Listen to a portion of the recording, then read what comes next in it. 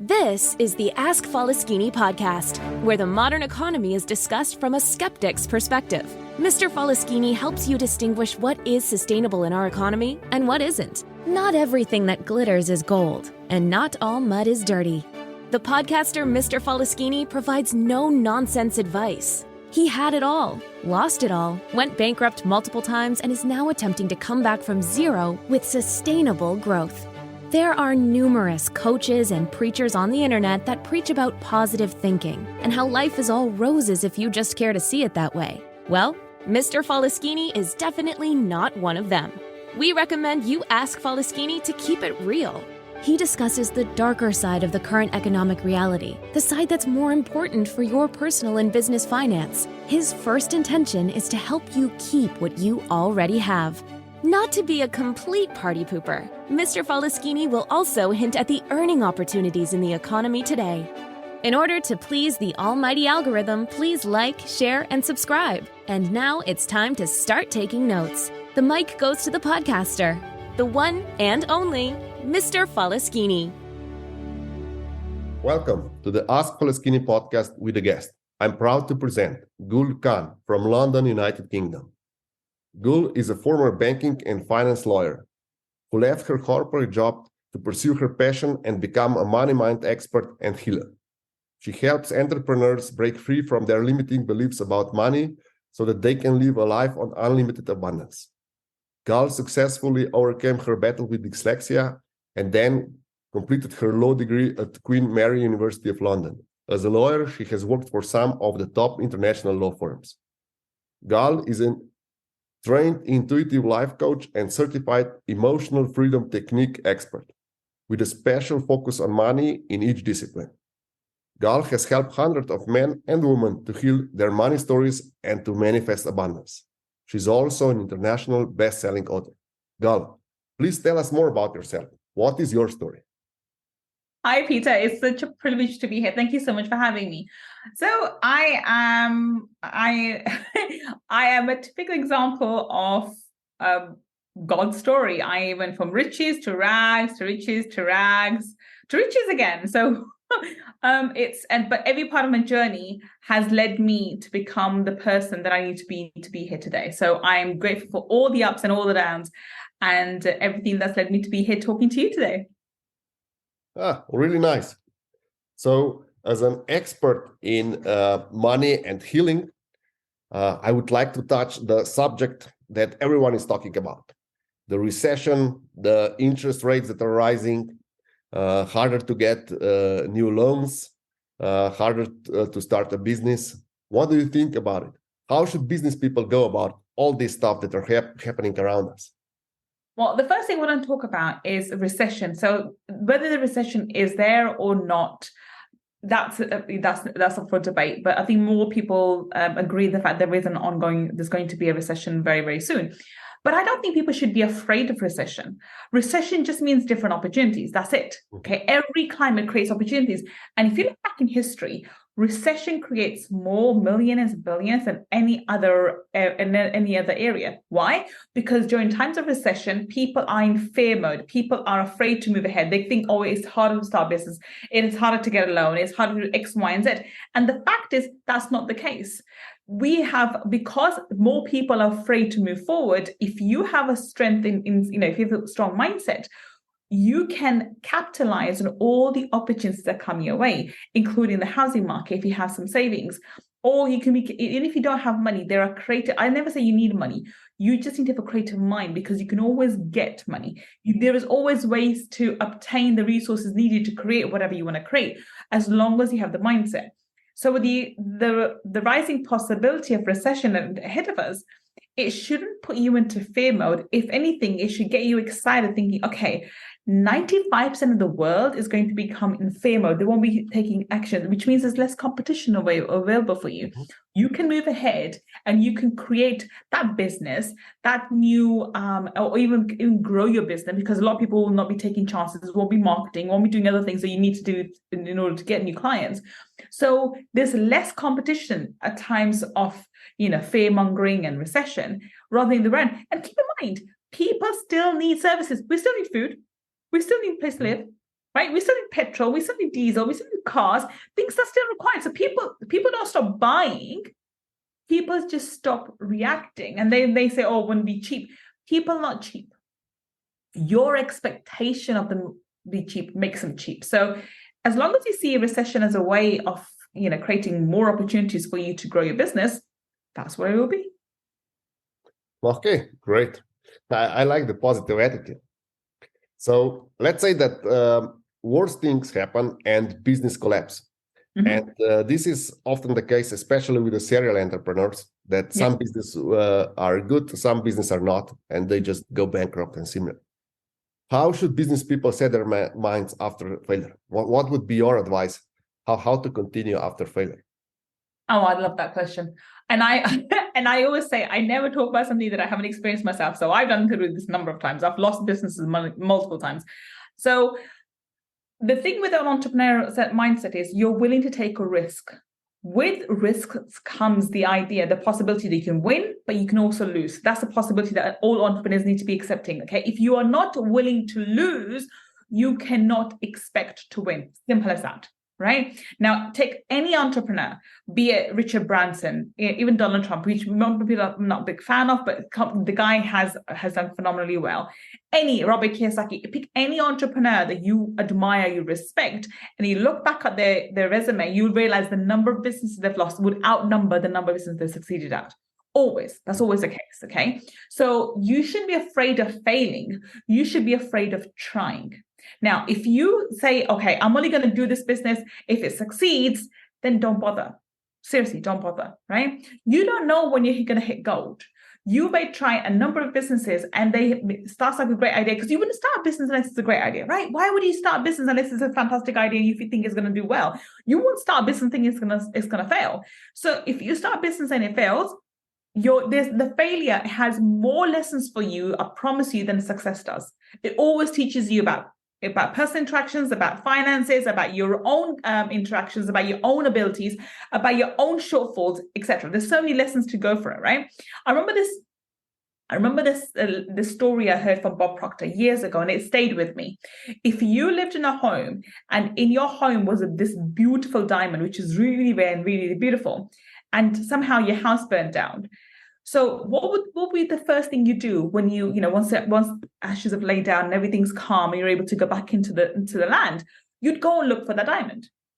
And that's the same thing when a business goes down, because when you've lost a business because of whatever reasons, whatever wrong things you've done, you think you've done wrong, as long as you're willing to go back and analyze all the things and all the mistakes, all the things that you could have done differently and the way you could have improved, or sometimes you trust differently. A lot of people lose business because they've trusted wrong people, either management or partnerships. So whatever lessons you can learn from that particular dealing and take it to your next venture, you will succeed. So this idea that I've messed up my business, well, that's the whole idea of entrepreneurship. You are risking failure. If you are not willing to risk failure, you cannot succeed. So if you failed, you call it failure, I call it lesson, right? If one business has gone down, you pick yourself up, learn what you can, and you go for the same one, a better one, or a different one. The choice is yours. But if you're not willing to fail, then you will never succeed. Okay, that was a nice one. So I know that you're an expert in abundance and you teach people how to become abundant. I also been to one of your seminars and it was amazing with all the people and all the techniques. Thank you. I would like to ask you, how important is to set the right goals for abundance? I think you need to, there's plenty of books and plenty of books on goals as well written. I would say think big and see how you can think bigger, right? So the way to set a goal is something that excites you. That's something that scares you. Again, something I learned from Bob Proctor, may he rest in peace. I did learn quite a lot from him quite early on, and he stayed with me the rest of my life.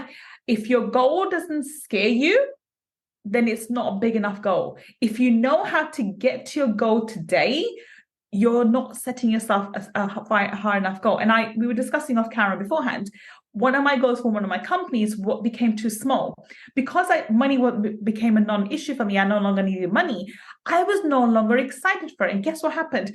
That company dwindled to the point of literally getting very little money. I would say hardly any money coming through it because I wasn't excited for it. I didn't set enough not go for it. We've turned that around because I want that company to excel. There's a choice I had to make. I could either leave that company, leave that part of me, and continue with my other ventures, or take it, ignite more excitement into it, bring it to life, and really go into it. Now, the focus on that company is to make it within the next 12 months an 8-figure company. Because I'm more focused on making an 8-figure company, guess what? I'm more excited. The goals are there and it's getting me to do the work for it. I'm looking at different options. I also know how much time I have because I do have other companies I'm running. So I know what strategies I need to have in place to make sure we get to the 8-figure mark without my time being or consumed by this particular company. So the way you set goals is, what do you want? Don't go by what Peter wants. Don't go by what Gull wants. What do you want? Do you want $1 billion company? Do you want a mansion, or do you want a penthouse? Do you want are you happy with a condo? Do you want that picket fence reality? Do you want to be running these multiple companies? Does time matter to you, or does money matter to you? Does name matter to you? What do you want? Allow yourself to dream big. And dream, if there was like you had genie, if you had like Aladdin's genie, what would you want from him or her, right? Let's be gender neutral. So your genie, what do you want from your genie? What would you like for this genie to give you? Because your mind is that genie. It can give you absolutely anything. And you, Peter, an example. I'm truly an example for that. That if someone goes to see my life story, it literally is rich is rag, and all sorts of things underneath it, right? And so if I can be here, a girl who grew up in poverty in the slums of East London, literally I grew up in a council estate with my brother going to the juvie. I grew up as a dyslexic student. I didn't know, they don't even found out I was dyslexic until I was 19, first year of university. If I can be here right now and be talking to you about running multiple companies of 8 to 9 figures, anyone can do it. Anyone can do it. I'm here to tell you, there's nothing special about me. The only thing that differentiates between me and someone else is my mindset and my ability to set these outrageous goals and this unfaltering belief in device's energy that I can do it, and faith in myself that I can do it, and God will show me the way and I will find a way to make it happen. Mm-hmm. So aim high should be one of the motives. Yeah. So the first one is dream big. And secondly, dream big that you want. Don't get a Bugatti because everyone thinks you should have a Bugatti. Get a Bugatti if you want it. Get a private jet if you want it.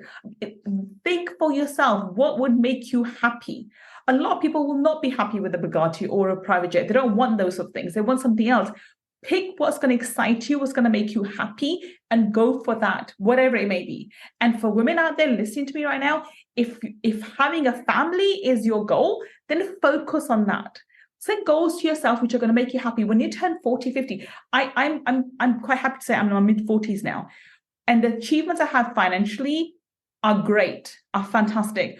But I have 2 kids who are doing really, really well. Those are my biggest achievements. So set goals for yourself which are going to make you happy. When you turn 80, 90 and you look back in your life, you're going to be happy with your achievements. That's so important. We lose sight. I mean, I'm a money coach, yet I'm telling people this. Don't lose sight of what's important. Money is amazing. You should go for it. But set goals which are going to make you happy when you look back at your life. Mm-hmm. Thank you for this wonderful insight. I know you pay a lot of taxes because you make a lot of money. And I know that a lot of business people stress about taxes. They talk about taxes are being too high and all this. And then there's so much negative energy about this taxes. How should we set our minds about taxes? What would you recommend? Well, first of all, get a great tax lawyer and a great accountant. Very important, okay? Now, somebody asked me this before. Well, if I'm trying to use all the loopholes, am I not, going into scarcity mindset, and am I not doing something wrong? Why? The government has given you options of having these company structures and having these, the cashbacks or relief systems or whatever the hell it's got for you. If it's giving it to you, if you're not going to claim it, somebody else will. So have in your mind that you're going to respect money. Why would you give an extra dollar or pound to the government unless you have to? Because you don't control where that dollar or pound goes. The government decides whatever it is, and half the time it's on weapons of mass destruction a lot of the times, right? With all the war going on. So I'm not against governments. I think they're great, but I would not give them extra dollar unless I have to. So my recommendation is get a great accountant, get a lawyer, and then and get all the relief that you can from having the company structures and whatever else, and do that. Now, once you've done that, the tax that's due, see it as a way of giving back to the state. Because remember, you living in this country, whichever country you live in, you have the privilege of being in that country, that you do need to give back to the government. You need to be able to provide for them to do whatever they need to do. The fact that you are living in this particular country, you have that privilege for it. If you don't, you can always go to a tax-free country like Dubai and go and establish yourself there. No one stops you from doing that. But if you're choosing to stay, say, for example, in Europe or UK or whatever else, then you are choosing to abide by those rules. There's something wrong with it. Now, if you are paying, for example, £200,000 tax, right? And going by the, make a million, actually 250, because in the UK it's now 25% tax. So if you are going to pay £250,000 tax, that means you made £1 million, many £1 million, right? So don't shrink yourself because you're going to pay more taxes. Think you're going to make more to be able to make those taxes. So you should actually think of yourself, I'm amazing. I make so much money that I'm able to contribute so much to the economy and pay it back into the economy. But I have said this, and I'll say this again. I do admire what Donald Trump says. Use the rules. Don't be foolhardy. Don't be misguided. Pay a great tax lawyer. Pay a great accountant to minimize your taxes. But then be happy when you pay the taxes, because that means you're making the money. You're profitable. That's why you're paying taxes, right? Yep. So if I understood correctly, taxes should be as low as possible, as optimized as possible, but they just should be considered just another expense for living in a country. Yeah, it is, but But I want you to take it further than that. Not just expense, because I don't like the word expense. I used to see it as a privilege. So whenever I pay my utility bills, I'm so grateful that I have electricity and gas. I'm so grateful that I have water. I'm so grateful that I live in this house. So when I pay my utility bills or my mortgage or my rent or whatever I'm paying, I feel grateful that I got to use those things in this life. So why should it be an expense? It's a privilege. So I'm always seeing it that way. In the same way, if you take that mindset that you got to have this amazing business which made so much money that you are profitable after all those, after getting all the relief and you've minimized taxes and still you're having taxes to pay, you are so amazing at running this fabulous business that you are, you're having to pay the taxes. So see it in a positive light. Now, what does I do? I know people aren't paying taxes, but I promise you, when you see things from that perspective, you are focusing on the profit, not on the taxes, not on the expenses. So where focus goes, energy expands, right? So if you focus on the profit, you'll be more profitable. As when you're grateful for the profit rather than sad for the taxes, your business will grow more. And this is going to metaphysics now and into that sort of area. But I promise you, it works. Gratitude really works, and being grateful for your profit. And showing that gratitude by happily paying your taxes would show how your business expands over the next 5-10 years. Yeah, great insight. I would like to expand a bit more on gratitude. You're talking about gratitude. Should there be a separation when we're being grateful for our personal life and what happens to us? Is that something different, or is that the same thing than when we are grateful for our business? Is that the same vibration? Is it important to be grateful for our business, or we can just be grateful for everything? What do you think? What's your experience? Oh, that's a great question. Okay, so let me start by saying how you do one thing is how you do everything. Simple as that. Mm-hmm. So if you are grateful for your family, if you're grateful for your health, if you're grateful for all the positive things in your life, you will naturally become a grateful person. You will naturally be inclined to be grateful for your business. Even those times which are challenging and difficult for you, you will look for, what's the positive outcome from there? What did I learn from there? How did I grow from there? What did I develop from there? How did that help me and support me to move forward? Off camera, I shared with you, simple as that I was looking to buy, I'm into M&As now, and I was looking to buy a business which I'd been working on for 9 months, and it didn't work. And I was very disheartened and very disappointed because it didn't.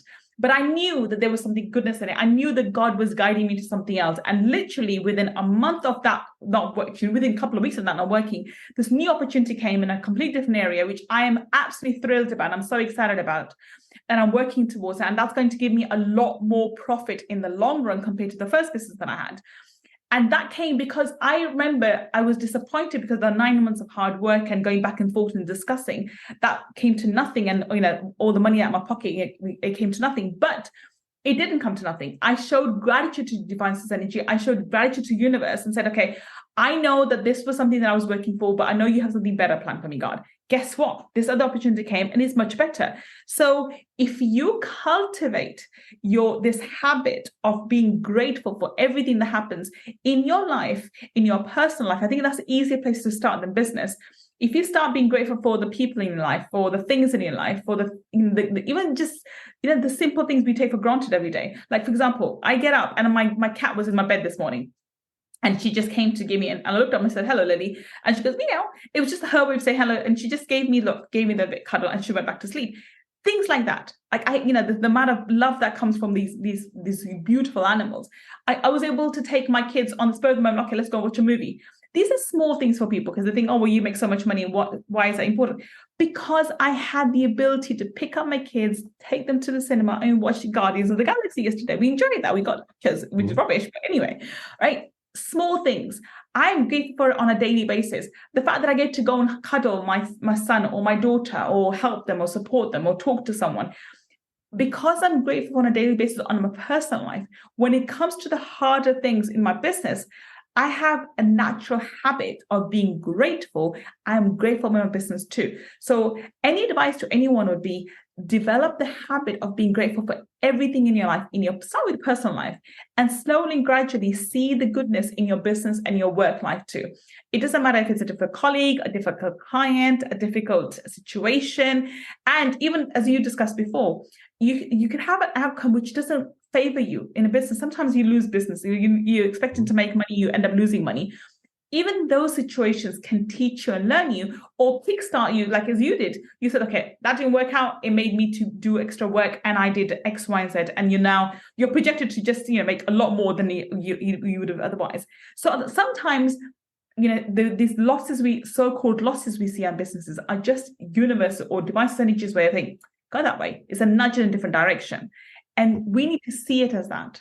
But when we wallow in self-pity and regret, we take it from our business into our personal life, and we unfortunately completely devalue our personal life because we're so mixed up and engrossed in our professional life. I would say start being grateful in your personal life and take that energy into your professional life. Okay, thank you. I would like to use this opportunity also to ask you about the law of attraction. I know that you are a law of attraction practitioner, even expert, as that mean. And one of the paradigms of law of attraction is like attracts like. Yes. So how should we set ourselves for abundance? What gratitude is one thing, I'm sure. Is there any other way that we should set ourselves for abundance to attract more of it? Well, I'm going to give you a quote from Jim Rohn. And Jim Rohn's Meagher Flom is another one of my early mentors I love and adore completely. He used to say that in life, you don't get what you want, you get what you deserve. And that was the point that he made. If you've sown, if you've not sown in this season, how are you going to harvest in the next season? And if you've sown little in this season, how are you going to harvest a lot in the next season? That's how he is. Okay, it's the deserving factor. How do you deserve it? Now, what do we mean by deserving? Deserving is who you are. So in life, we get what we are, not what we want to be. Right. So in order for you to attract, let's talk about, we're in businesses, let's talk about the 8-figure, 9-figure business. You want to become a CEO of a 9-figure business, and that's what you want to be working on. You need to become that CEO first before it shows up in your physical environment, that feeling of it. Now, doesn't mean in order for me to get the feeling, I should be flying out in private jets and driving a Bugatti and having Rolexes. No, that's not the point behind it. But you need to start seeing yourself, believing yourself, and have that feeling of the CEO of a 9-figure company. And what does that feeling entail? Okay, so how would a CEO of a 9-figure company interact? What kind of decisions would they make? What kind of priorities would they have? What kind of, that feeling has to come from the inside out. And that is what you need to cultivate. One of the biggest things that I think that's wrong with the law of attraction, or the misguided thing that people have about the law of attraction, is it comes from the movie The Secret. Mm-hmm. You can just think about something and it will fall into your lap. No, thinking is step one. Okay, thinking is, and this is, I think Joe Dispenza says this beautifully. When you think of something, that's your intellectual mind, that's your thoughts, that's when you're sending the signal out. But when you feel it in your heart, when you feel it in your energy field, that's when you draw it to yourself. So a lot of the people are sending the signal out with the thinking, I want this, I want this, I want this, but they fail to feel it. And when they don't feel it, they fail to pull it back in. And that's why they fail to receive that whatever manifestation they're looking for. So if you're going for a 9-figure business, you need to, of course, the affirmations and the visualization all works really well. You have to see yourself as a 9-figure CEO. You need to do X, Y, Z, do your meditations, whatever. But then most importantly, you need to feel that you are there. You need to create, it's always like creating from the inside out.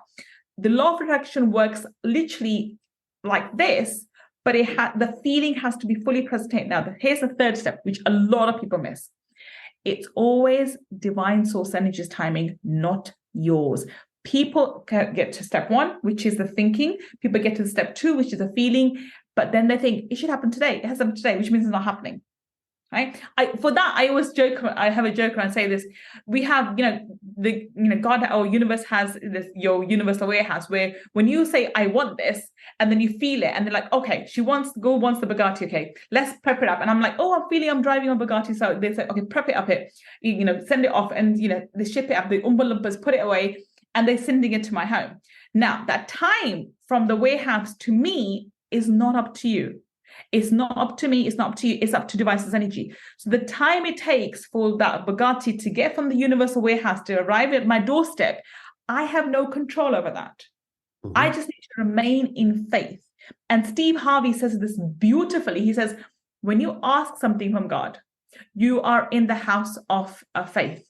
But when you start doubting, you move down the street into the house of doubt. So it's like Amazon. Amazon brings your order to the house of faith, but comes knocking, but you're no longer there. You're in the house of doubt. And guess what? When you're in the house of doubt, no one answers, and it's sent back to the sender. It goes back to the Amazon warehouse saying, sorry, no one's there. Okay, this is what happens. So essentially, I would say there are 3 steps to this.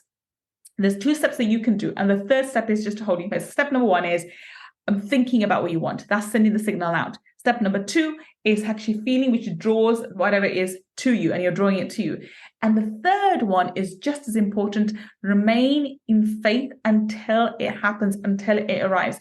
Even if you think it's going to take, it's taking years and years and years, God's timing, not your timing. And God's time is always perfect. Okay, thank you very much for this. How important is to get a coach on that? I know that you're one of the best coaches for that in UK and also probably in the world. How important is for people to get a coach? Because it's like you can go to the gym on your own and you can look at the weights, and the results will probably not be will be better than if you just skip the gym. But how important is to get the coach for abundance, for law of attraction? How important would you rate the coach to be? I think it depends on what your priority. So if you want something quickly, I think you should get a coach. And if you want something for certain, you should definitely get a coach. Off camera, I was discussing with you with my businesses. I've always had coaches and mentors in my life, but because I'm going into brick and mortar business away from the online space and away from the property, I already have a bit of a coach anyway. Because I'm going in brick and mortar business, I'm now looking for a specific coach who can help me build that coaching, not coaching, the brick and mortar business. And specifically in my mind, I have the kind of coach I need who can help me build the culture of a company and how to build it up and scale it to 9 or 10 figures. So I'm already thinking that far ahead, because I don't want to be learning on the job. I'd rather have the coach teach me. And of course, they're still going to be learning. I'm still going to fall down and falter, but then I have someone to hold my hand and say, Gull, doesn't matter. Let's try this way. Let's try that way. The coach doesn't have all the answers, but can show you the way of how you can move forward. And if someone has experienced or has been through what you want to, then don't you want to cut the learning curve by a lot, at least by a third or probably more, or at least by half the time. So when you go and work with a good coach, now this is very important, you have to be in line with the coach. And thank you for the compliment. I do think I'm one of the best people when it comes to money mindset, but I'm not for everybody. I'm not everyone's cup of tea. So you need to pick a coach which aligns with your energy, which aligns with your belief systems. If someone is an atheist and I go on about God and about universal energy, I'm Muslim, but I don't talk about Allah subhanahu wa ta'ala, I talk about universal energy. Because as long as you believe in God, I don't care which God you believe in. But if you don't believe in God, I'm not the coach for you, because you're not going to align with my energy. So pick a coach which aligns with your values, and then and who's already achieved what you want to achieve, and then use them to help you to build your business, build your whatever area of life. And it could be business, it could be personal, it could be relationships, it could be health. But you need to, one, find a coach to cut down the learning curve, and two, to support you when you falter. And keep this in mind. We were discussing this earlier about failure. You're going to fail. You're going to fall again and again and again. So if you're losing weight, you're going to fall. If you're building a business, you're going to fail. If you're in a relationship, you're going to fail. You're going to fail again and again and again. You can see them as failures, or you can see them as lessons. If you have a coach to support you, you will highly likely see them as lessons and move ahead and actually not repeat that mistake again. So this is my advice. If you are looking to do any area of your life, or you're serious about changing any area of your life, get a coach, and get a coach, one, you're aligned with, and two, that you feel confident has already achieved what you want to achieve, and they can help you do the same. You gave us so many insights and valuable information how to go about how to set attitude, how to use law of attraction. Is there anything else you can share with our listeners? Any quick tips how they can improve their attitude, how they can improve their well-being, their abundance? Or is there any trade secret that you might be able to share with us for this podcast? Well, I'm assuming everyone who's listening to this podcast is looking to build a business.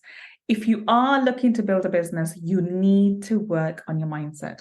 I promise you, business, like anything else, 80% mindset, 20% strategy and execution. I promise you, okay? 20% strategy and execution. So work on your mindset. And that's the first thing. So you should, there's something else that, again, Jim Rohn, may he rest in peace, you say a lot. You need to work more on yourself than you need to work on your business or on things outside of you. The more you work on yourself, the more you will receive and achieve externally. So if you have that in mind, and if you have that focus, I want to, build a business, I want to have a great health, I want to have great relationships. If you focus on your inner self, then your outer reality will follow suit. And secondly, if you are looking to build a business, you really need to develop a healthier relationship with money. I have worked with thousands of people right now. And even if you are earning 6 figures or 7 figures, this relation with money ends up being a love and hate relationship. Stop forming this love and hate relationship with money. And this is why a lot of people do actually go bust again multiple times in the businesses. You need to have a healthy relationship with money. I can really say I'm best friends with money. So every single person here should be aiming to become best friends with money, where you don't need it, you're not running after it, you're not greedy for it, but at the same time, you're not repelling it, you're not pushing it away, you're not hating it, you're not loathing it. So this is important. Build a healthy relationship with money. Thank you very much. I will include links to Gull where you can reach her, and in the description. I'm sure that she will have some workshops and similar that it would be wise for you to attend if you want to develop your relationship with money.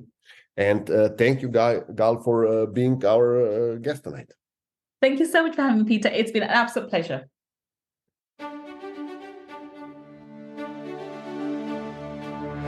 Thank you, Mr. Falaschini, for this outstanding podcast. And thank you for listening to the Ask Falaschini podcast until the end. Mr. Falaschini would love to hear your feedback in the comments. And don't forget, if you want to know, ask Falaschini or listen to the Ask Falaschini podcast. In order to please the almighty algorithm, please don't forget to like, share, and subscribe.